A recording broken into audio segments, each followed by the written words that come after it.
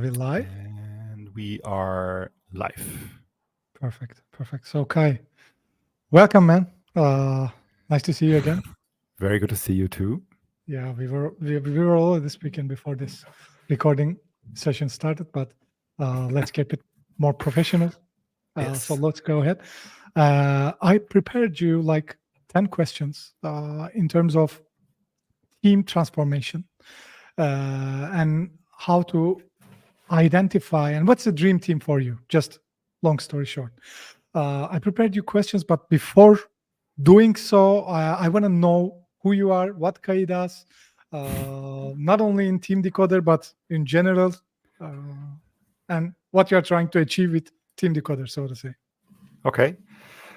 Where do I start? My name is Kai. I am 50 years old. I've worked as an independent business consultant for 13 years now already. I have a background in marketing, so I started my own business in marketing and then jumped into sustainability and finally ended up doing a work organization or workforce transformation, as I call it now.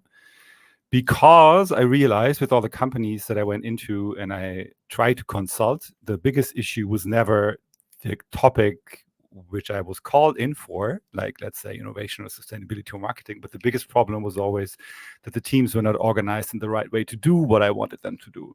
So I basically, through my own work as an independent consultant, learned and saw that organization is such a big part of change, and many struggle with this. I jumped directly into the work organization part. That's just how I Yeah, do just go things. ahead. Perfect. Sounds good, man. What do you mean by work organization? Um, Yeah, by work organization, I mean that teams very often, 99.999% of times, they have an organigram, like an org chart that shows their titles, so they know from their contract what their official job title is. And then they jump into projects where they say, okay, you have to do this and this and this and this and that until Tuesday. That's the okay. way most of the teams work.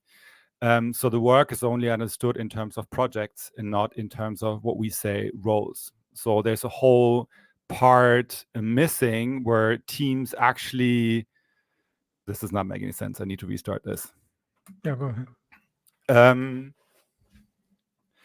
So organizing work means that teams have a lot of challenges today. So there's the day-to-day work that teams have to do, like everything I do every day anyways. And then there's new challenges coming across, like there's new topics coming in, there's new strategies coming on from the top, there's new kinds of projects, new kinds of clients, new kinds of challenges every day. So teams have to sit together and to decide how to split the work that they have to do amongst each other. Not only in terms of project management, in the terms of what do I need to do until Tuesday, but also in general, what is the work that's expected from me and how much of that should I do versus what is expected of the other people in the team. Like getting this clarity as a team, what kind of work do we do and who does that and how do they do it and with whom do they do it and why do they do it, if that makes sense. Yeah, makes perfect sense. So basically, there are lots of things to do in companies in general, and everyone knows their title, so to say, like CEO, Team Decoder, CRO, yeah. or CRO, Which but says nothing. which says nothing. Exactly. That's funny though. So you take that concept and you build a platform to basically build the dream team for others, including the Team Decoder.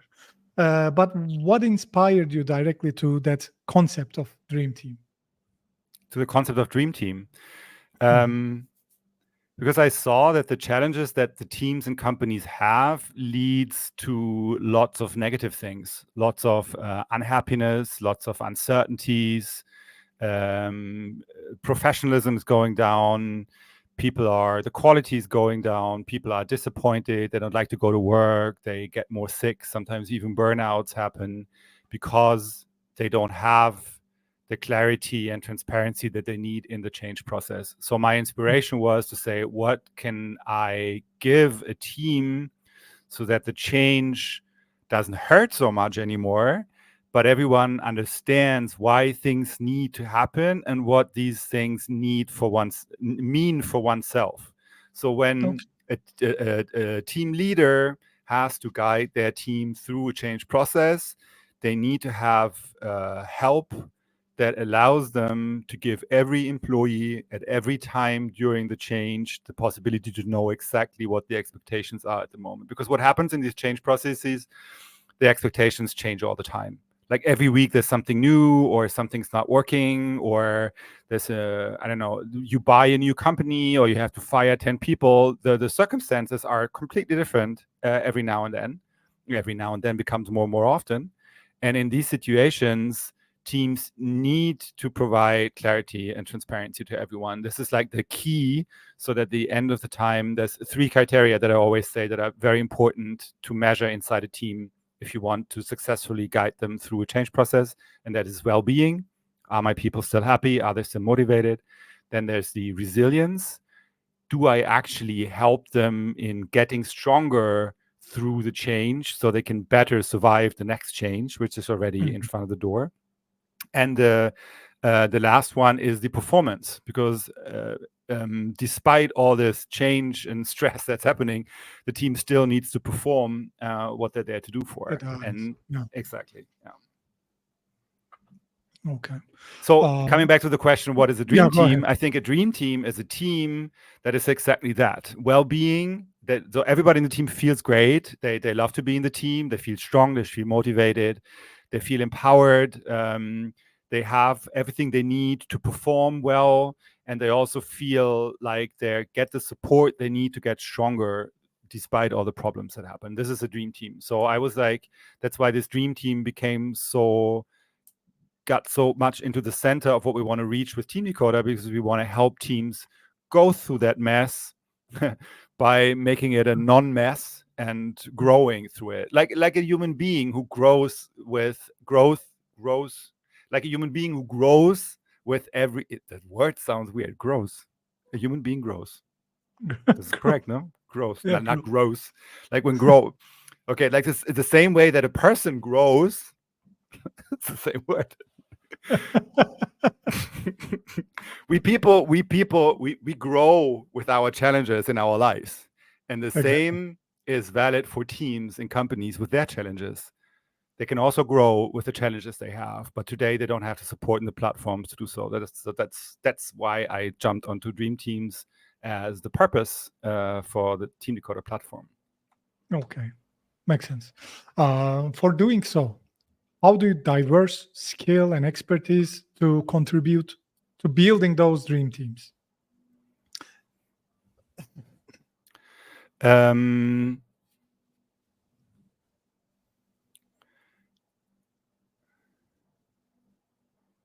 wait, I'm just seeing what I. Mhm, mhm.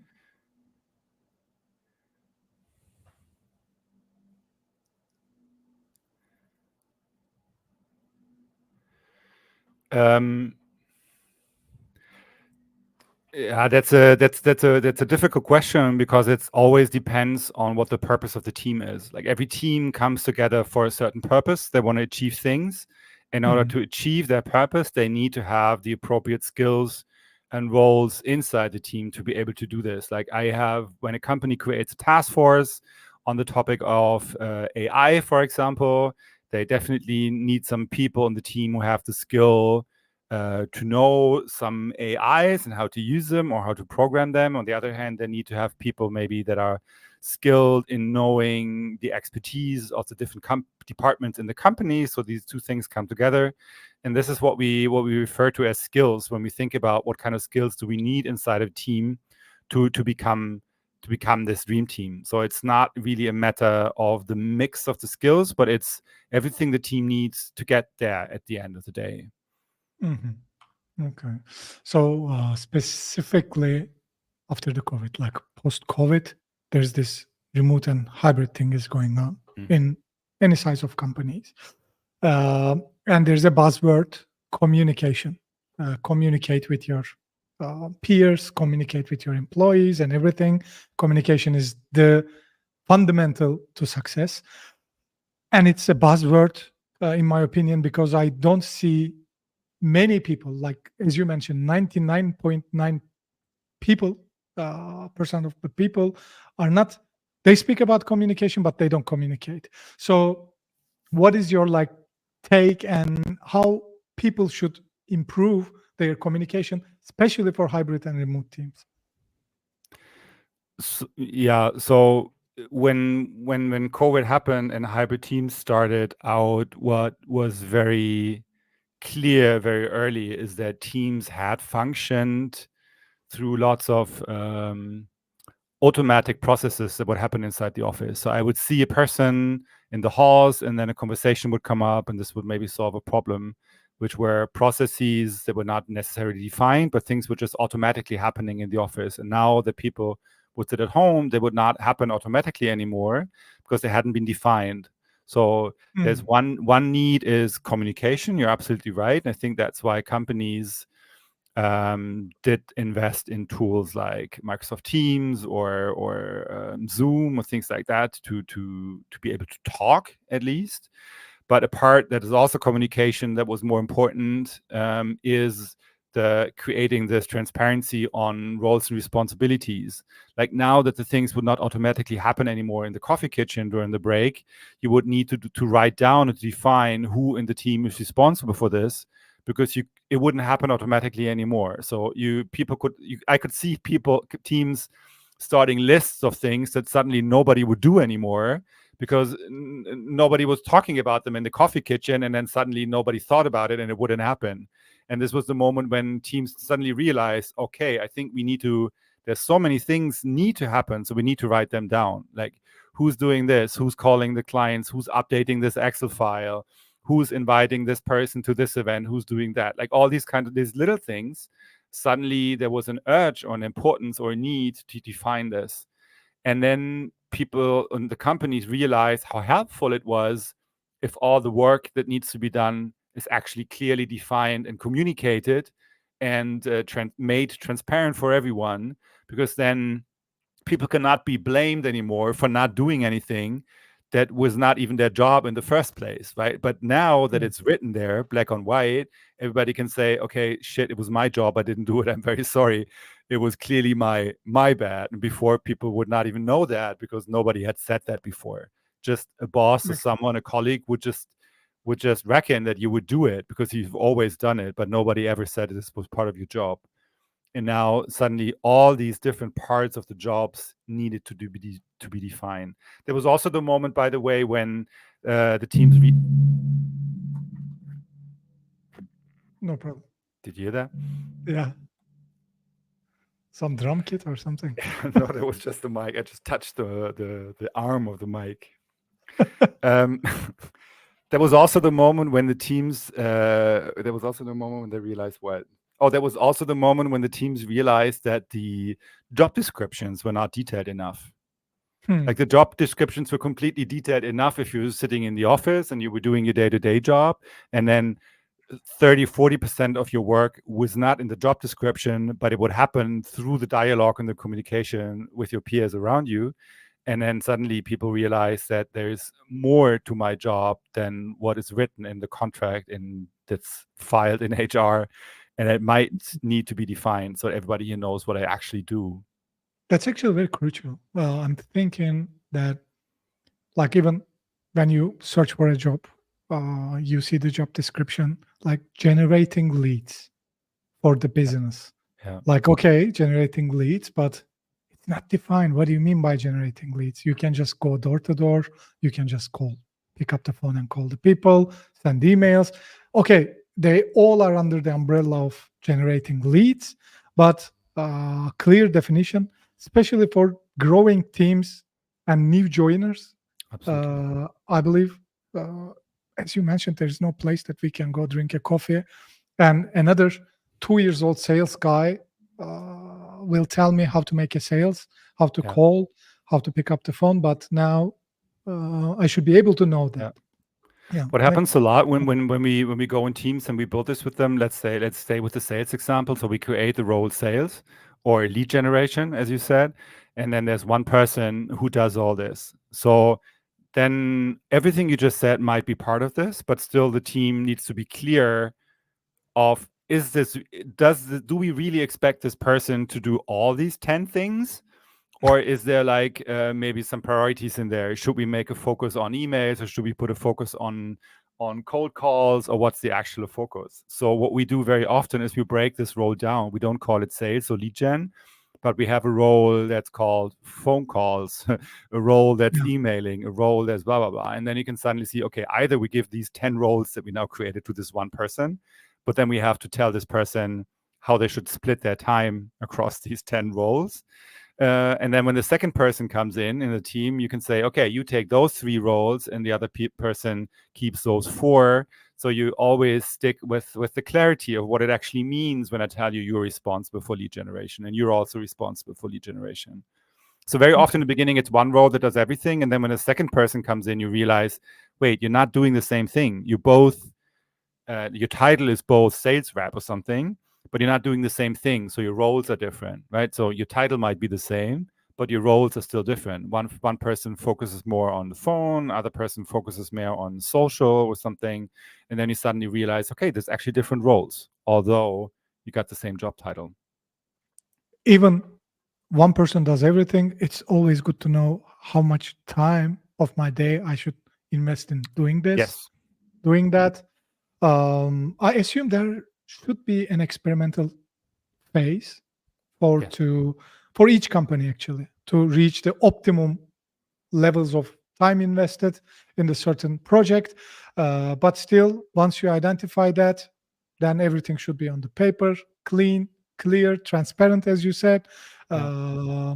Also, it creates trust and emotional safety, I guess. Especially, I Absolutely. come from very big sales background, and it's just like when you join a new company, it's like, here's the phone, here's the product, pick up the phone and call. And I can tell you that first 1-2 months, you just go home and cry. Like, I'm not gonna be able to do this. I'm not gonna be able to do this. I hate my job.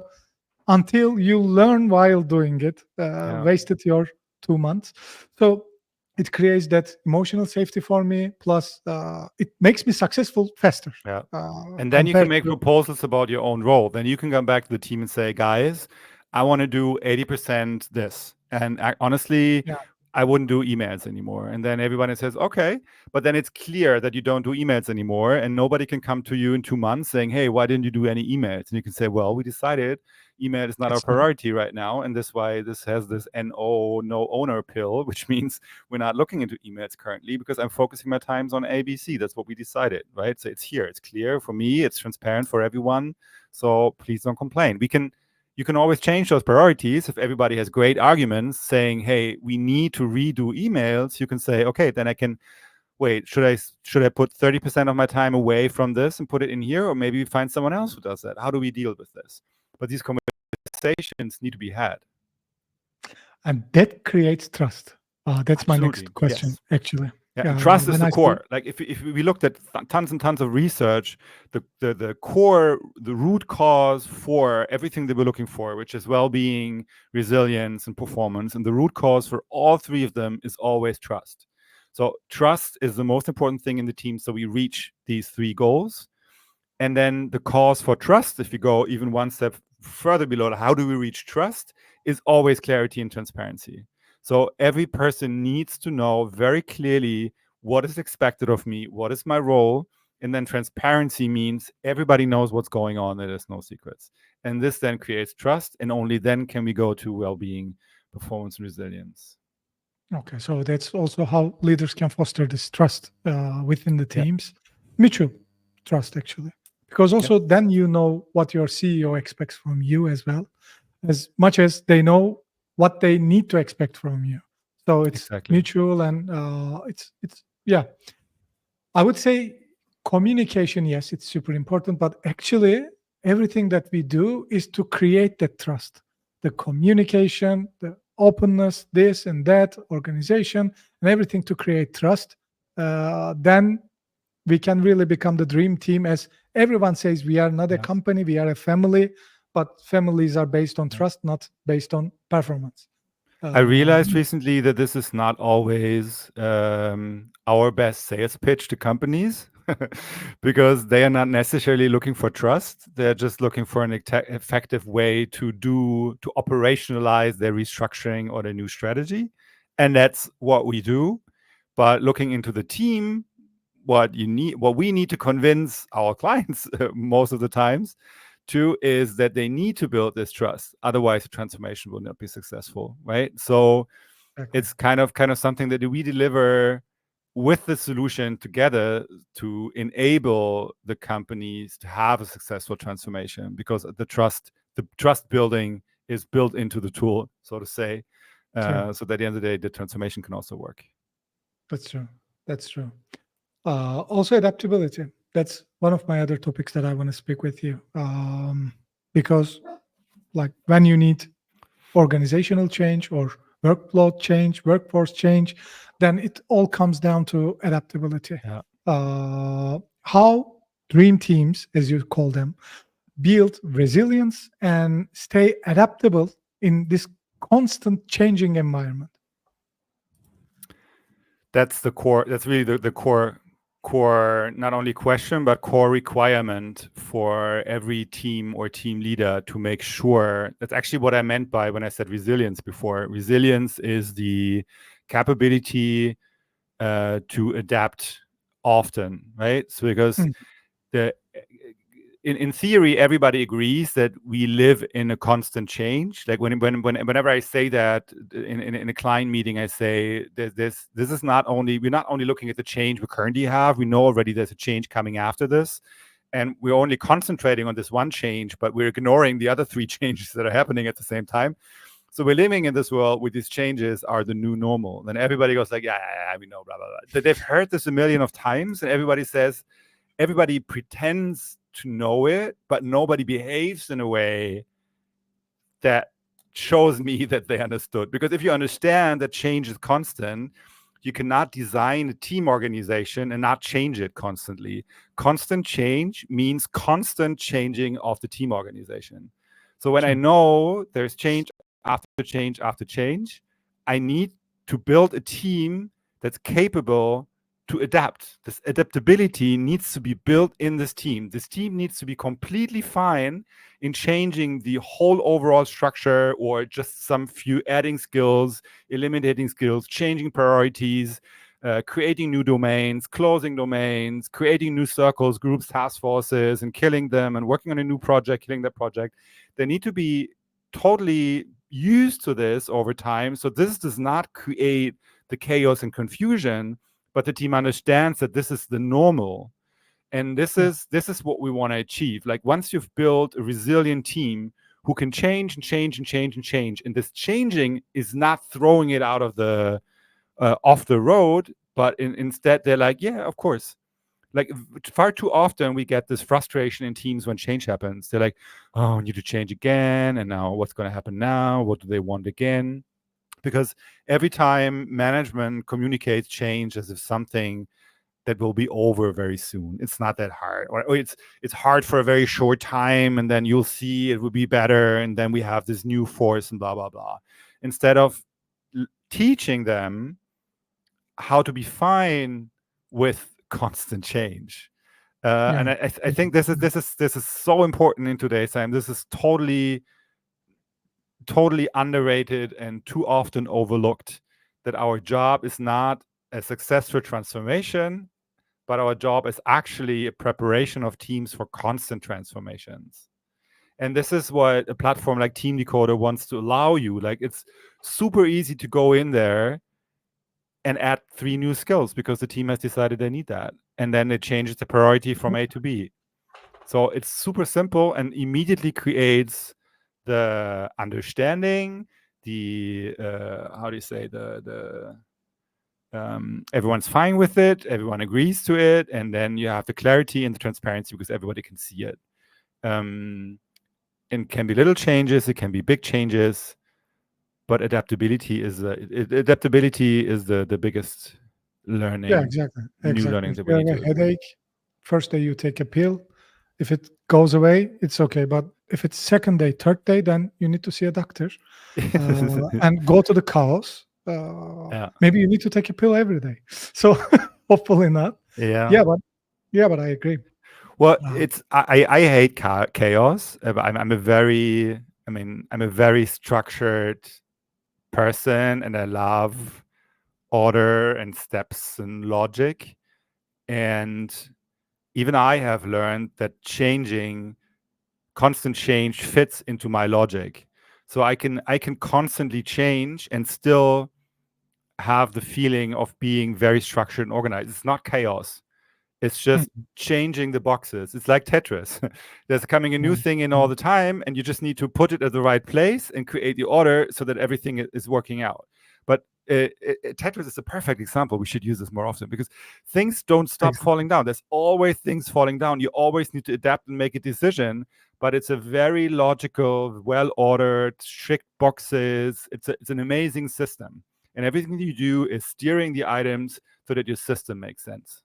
So, and Yeah, you need the headache pill only when you're looking away, and then the things start piling up because you forgot the adaptability. yeah. So you see Team Decoder or any other platform trying to do something similar is an innovation in workforce management, responsibility management. Do you have one keyword to explain this? Like, this is what it does, and this is the innovation behind it. Well, we call it team management for a very long time in opposition Mhm, to project management because mhm, this is clarifying the structure of it before you actually go into projects. And recently we have said workforce transformation because I think this transformation plays a very important part. Team Decoder is also amazing for new teams, but that's just beginning of the transformation. I mean, even a new team that starts one day, like the startups we work with, they put in 5 people and 150 roles into Team Decoder, and then they start working with it. I mean, they have change every day. They go into their board every yeah, day and reassign the things because they know, okay, oh, this doesn't make any sense. We need to reprioritize or lead generation. Forget it, no time for lead gen now, we totally focus on this. And then every day there's a new change coming on. So even new teams, the creation of a new team is just the beginning of the change, of the transformation. So I think workforce transformation management is really something that we're doing. um, I'll still try to find something that puts more focus on this constant change as the focus, but we haven't found the right wording for that yet. So for the time being, workforce transformation management is what I'd okay. say it is. That sounds good enough to me. I mean, self-explanatory at least. And That's what we think. um, so this transformation comes with a cost. Like, what I mean by the cost 49 is euros per month. that's the money you pay, Yeah. but not all the cost. So while doing this transformation, which I've been in startups before, and it's as you mentioned, you deal with it every day. Not even once a day, you do it 8 times a day. Um, and sometimes you have to be not only structured but also creative, constantly coming up with ideas that you can also repeat for solving next problem that you will see. Like in Tetris, as you mentioned, you will see the next block gonna fall down next line. But also you have to organize the blocks that are already in the screen. Mhm. So there's a like sense of balance there between the daily tasks and the creativity, the idea, the upcoming new change. What do you suggest for dream teams and how they should balance between day-to-day tasks and the next coming block?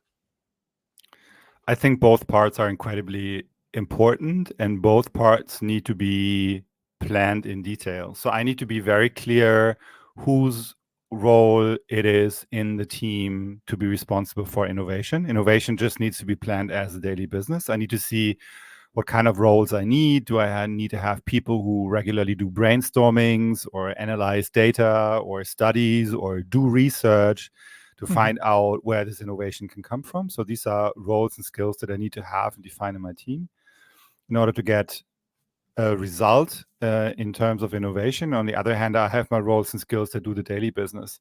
What we've learned is that it's incredibly hard for employees to combine both roles together. Let's say I have a 50% daily business role and another 50% of my time innovation roles. It's hard for people to make that switch in their head. It's really hard to say, okay, the first 3 hours of a day I'm going to be innovative, and then the next 5 hours of the day I'm going to be super efficient and just do my tasks. This is really There's no hard. such a thing. Yeah. Yeah. So either, and I was discussing this with a specialist a few days ago. There's a whole LinkedIn Live on this. He recommended to either split the roles completely, to say, okay, if I have the luxury, I have people who are responsible for innovation, other people who are responsible for the daily business, or I use the same people, but then in blocks.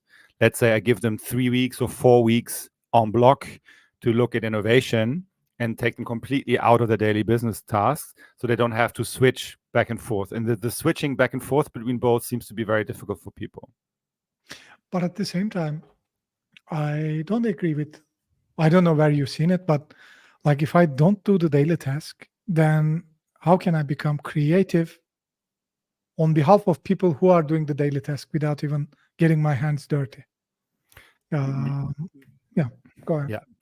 Then there needs to be an exchange, obviously. So how it do you doesn't balance that? Yeah, I don't think it necessarily need to be the same people, but they need to have, like, for example, we had this one team where one team was working with the target groups, and they were gathering all the insights. When we were using it was called Product Board, an insights platform where people can put the insights in, and then the product team, on the other hand, which was responsible for innovation, would see and be able to categorize all the insights that were gathered to identify them and see what to do with the product. So I think the innovation guys are completely depending on the people in touch with the target groups, but they don't necessarily need to be the same people. You know what I Okay. mean? So I don't need to work with the clients in the morning, and then in the afternoon I think what I could do better with these people. I can also work for the customers all day, and then everything I learn, I hand that over to another person who's responsible for developing the product, for example. okay, I will go with real example to rephrase my question actually, because I really want to get your opinion on that, and I think I'm not asking the right question. So I have a team. Let's say I have a brand new company called Team Decoder, and I have 5 people in my team. Both are like fancy, best titles that you can ever see. Uh, and I don't have the luxury of like, okay, Kaya, I will not be creative today. I will just read LinkedIn posts or vice versa. Yeah. So how do you suggest me to balance that? Like for my size of company, 5 people doing everything, accountant, sales guy, like marketing guy, finance guy, tech guy, how they should balance in terms of making the day-to-day task. And also, I know lots of those startups working 24/7 almost, with no life, losing their hairs in an early stage. But how should I balance that?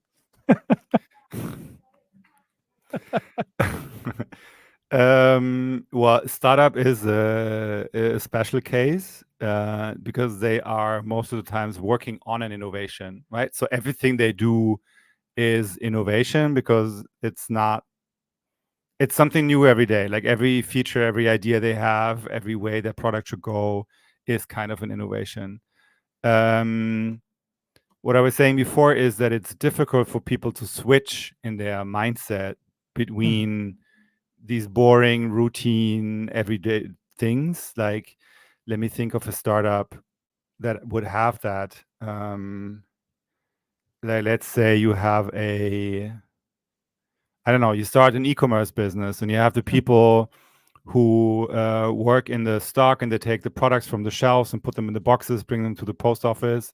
And this is the work that has to be done. Otherwise, your business dies. So you have to send out your goods. And this is a routine work, right? You cannot tell those people to do 3 hours boxes in the mornings and then 3 hours innovation in the afternoon. That's what I meant by difficult switch in your head. But what you can do is you can maybe organize an offsite for 3 days where everybody is invited. Then you're not sending boxes out for 2 days, or maybe you do it over the weekend, and you use the insights of these people that they can then give to the other people, so you can come up with ideas together. But this puts those people, or maybe you take, I don't know, you have 4 people taking boxes and you take 2 people out these 1-2 days and the other 2 people the other, so that business doesn't stop. But then you use their insights, but you don't have them switch back and forth. I would never have a role innovation manager and a role post office and give both to the same person 50-50. This is something I wouldn't Doesn't do. make sense. Doesn't make sense. Yeah, doesn't make sense. Then burnout will happen. Success will not happen. Also, in a dream team, actually, the topic is actually dream team. We are going right and left, but actually trying to define and help to people actually, or be a voice. Since we are also trying to create that dream team internally, how do you define leaders and leadership, effective leadership in those dream teams? What kind of traits as a leader, Kai in CEO in Team Decoder, what kind of traits you are focusing on developing? I wrote a whole article about team leaders in dream teams being the team architects. I think one of the main skills a team leader needs to have today is lead the teams through these transitional changes that we were talking about before. And this is not only from a strategic content part, like what do I like, of course, team leaders need to define the goal of the transformation A and transformation B and transformation C. But they also need to bring the team there. I think very often the focus is too much set on the goal, and then the path to the goal is difficult. And this is maybe where lots of team leaders need to skill up, upskill, skill up, upskill. That's maybe the part where lots of team leaders need to put more focus on, in the sense of, how do I organize my team? How do I build the right skills and roles in order to get them there? So when we said before that the team, what they need in order to build trust is clarity and transparency, this is in the first place for me the responsibility of the team leader to build clarity and transparency, to be transparent with the expectations, to define those clear roles together with the team. The initiative of doing these definitions and transitions need to come from the team leader. So it's a team architect position that I think is super important. Otherwise, the teams will not get to the goal successfully of the transformation. Okay, and if people wants to know more details, you can go Team Decoder blog section. You will be able to see what was the topic of the post once again? Team leaders need to be good team architects or something like that. I don't know the exact title. Okay, you guys go ahead and check. You But will see there's something relevant. architects in the title. Yeah, just type that architects and you will see that. Okay. So this is my last question in terms of dream teams that I have for now, is the advice, like to companies at any size who are trying to really doing their best to build and nurture their own dream teams in the process. What will be your like advice? Maybe top 5 to-do list or something like that. I don't know, but what is your advice? Yeah. So the first point is really to start looking at the way that you work as a team. Everything that we've been talking about, we sound like it's completely normal, but it's completely not normal. Very few teams I have seen really look and question the way that they work regularly. So normally they do a little org chart in the beginning, and then they, as I said, jump into the projects. But they never sit and see if the way that they're working, the skills and roles and responsibilities that they have defined, if they have to define them at all, are really the correct ones for the team to work. So number one is really start to look at the way you work regularly. So make this a habit. There's this in holacracies, they say, do not only work in the team, also work at the team. And this is working at the team, changing the team itself needs to become part of our work. And this is step number one. If you don't make this part of our work, how can we ever improve the way we work, right? Okay. And then second thing is maybe, but that's already in lots of heads, is this big movement about purpose. I think teams have difficulties in reaching their goals if they don't have any. So the definition of this purpose is, why are we doing this? And then especially if we go into the next change, and then we have task forces, and then we have groups of people looking into this and other groups of people looking into this, and we create this new role and this new skill and blah, blah, blah. Everything that's important is always the purpose. So the tasks can be defined over time. Like the example we had before of lead generation, we can over the next few weeks and months, we can identify slowly if we prefer emails or blah, blah, blah. Just do your job and reach out, and then we'll understand by time how this works, and then we can change or set prioritizations and change all this. But the purpose needs to be clear. Like, why do we need lead generation? Not just to generate leads, but maybe there's some, maybe we have a specific way how we want to reach those leads, or what we want from those leads, or target groups that we have, or impressions that we want to make. Like, what's our end game? What's the purpose of this role? Why do we want you to do this? So you know why you do your job, or why there's a new change, or why there's a new task force, or why there's a new responsibility in the team.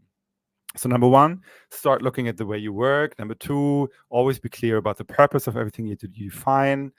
And the third tip would be to really use documentation. I don't want to force you to use Team Decoder, but there is a value in documenting roles and responsibilities in a place where you can change them and adapt them regularly, so you don't lose the clarity and transparency that you create once. Yeah. That sounds good enough. My other advice would be like, use Team Decoder, really, to be honest. I was very skeptical in the very beginning. Not skeptical, but I was thinking it's another tool. Now these days it's very popular, like AI tool. It's not an AI tool, but it's also, I was thinking it's another tool to make what Trello does or Monday.com does, but it combine them together, make something similar. But actually, the day more that I use it, the more I understand the value in it. It's not only to see actually what's my job description also there, but what I'm doing daily, what Kai even doing right now, to see also what we are doing on a daily basis, motivates each other. You might have an idea, hit it to me, vice versa. So yeah, man. We fight this another tool discussion very often. So of course, there's so many tools companies work with now that very often, especially if we come in and say, no, we're not an HR tool, and then we're not a project management tool, we're right in the middle. Somebody, this is just another tool. But this is, there's no validity in this just another tool argument, because this tool does something that you haven't done before and no other tool allows you to do. And if you decide, that's why I said our framework is open source. You can download the framework and use the same wording and start with an Excel table just to get an understanding and see how valuable it is to write down who is responsible for what and to look at this list weekly. That's all I want. And then if you fall in love with the system and you love it and you realize that the Excel table is actually not actionable, then you can get back to Team Decoder and you use it there. That's the only thing we want to enable. Yes, it's a new tool, and yes, it's another tool, but it is also something you haven't done before, and you will hopefully realize how valuable it is to create this clarity and transparency of roles and responsibilities. Otherwise, this transformations that we were talking about so often, they're so hard on your team that it will not always end in a good way. Yeah, and most of the startups, especially there's this vague number of, I don't know, what is it, 80% of all changes in companies fail, and it's always because of lack of communication and transparency and clear communications of purpose, and that's what we're fighting. So if you want your change to be successful, provide clarity and transparency. Makes sense, man. Stop. Thank you very much. Yeah, thank you very much. I love that. Thank you very much. Now I need you to send me this video over. Upload it somewhere. Yes, let me see. Aufnahme beenden.